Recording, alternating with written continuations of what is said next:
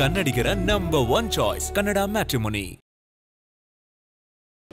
ಬೃಹತ್ ಬೆಂಗಳೂರು ಮಹಾನಗರ ಪಾಲಿಕೆನ ಗ್ರೇಟರ್ ಬೆಂಗಳೂರು ಮಾಡುವ ಮುಖಾಂತರ 5 ಕಾರ್ಪೊರೇಷನ್ ವಿಂಗಡಣೆ ಮಾಡ್ತಕ್ಕಂಥದ್ದು ಬೆಂಗಳೂರಲ್ಲಿ ಒಂದು ಐತಿಹಾಸಿಕ ತೀರ್ಮಾನ. ಸನ್ಮಾನ್ಯ ಅಧ್ಯಕ್ಷರೇ, ಕಾರ್ಪೊರೇಷನ್ 65 ಸೀಟ್ ಇತ್ತು, ಆಮೇಲೆ 100 ಆಯಿತು, 100 ಆದಮೇಲೆ 198 ಆಯಿತು. ಸನ್ಮಾನ್ಯ ಅಧ್ಯಕ್ಷರೇ, ಜೊತೆಗೆ ಉಪಮುಖ್ಯಮಂತ್ರಿಗಳು ಕೂಡ ಎಲ್ಲ ಕಡೆ ಯಾವುದಾದ್ರು ಡೆವಲಪ್ಮೆಂಟ್ ಆಗಿದೆ ಪಂಚಾಯತಿಗಳು ಅದನ್ನು ಈ ಗ್ರೇಟರ್ ಬೆಂಗಳೂರಿಗೆ ಸೇರಿಸಬೇಕು ಅಂತಕ್ಕಂಥದ್ದು ಕೂಡ ಎಲ್ಲ ಕಡೆ ಒತ್ತಡ ಇತ್ತು.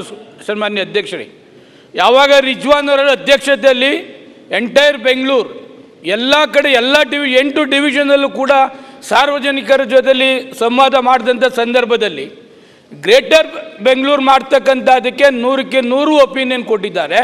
ಜೊತೆಯಲ್ಲಿ ಯಾವುದೆಲ್ಲ ಡೆವಲಪ್ಮೆಂಟ್ ಆಗಿದೆ ಪಂಚಾಯತಿಗಳು ಅದನ್ನು ಸೇರಿಸಬೇಕು ಅಂತಕ್ಕಂಥದ್ದಿದೆ. ಬಟ್ ಇವಾಗ 5 ವಿಂಗಡಣೆ ಮಾಡಿದ್ದಾರೆ. ಅದರಲ್ಲಿ ಯಾವ ಕನ್ನಡ ಮ್ಯಾಟ್ರಿಮೋನಿಯಲ್ಲಿ ಹೇರಾಳವಾದ ಚಾಯ್ಸ್ ಇದೆ. ಲಕ್ಷಾಂತರ ಜನರಿಗೆ ನಮ್ಮ ಕನ್ನಡ ಮ್ಯಾಟ್ರಿಮೋನಿ ಮೂಲಕ ಮದುವೆ ಆಗಿದೆ. ಇದಕ್ಕಿಂತ ಬೇರೇನ್ ಬೇಕು? ಕನ್ನಡಿಗರ ನಂಬರ್ 1 ಚಾಯ್ಸ್ ಕನ್ನಡ ಮ್ಯಾಟ್ರಿಮೋನಿ.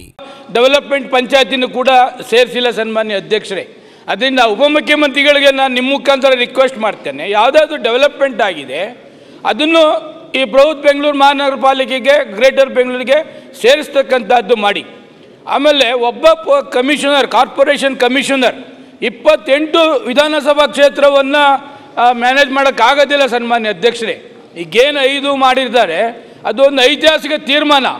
ಎಲ್ಲ ಬೆಂಗಳೂರು ಇದೆ, north Bengaluru, south Bengaluru, East Bengaluru, central Bengaluru, ಯಾವುದು ಬೆಂಗಳೂರನ್ನೇ ಡಿವೈಡ್ ಮಾಡ್ತಾ ಇಲ್ಲ, ಓನ್ಲಿ ಅಡ್ಮಿನಿಸ್ಟ್ರೇಷನ್ ದೃಷ್ಟಿಯಿಂದ ಮಾಡ್ತಾ ಇರ್ತಕ್ಕಂಥದ್ದು.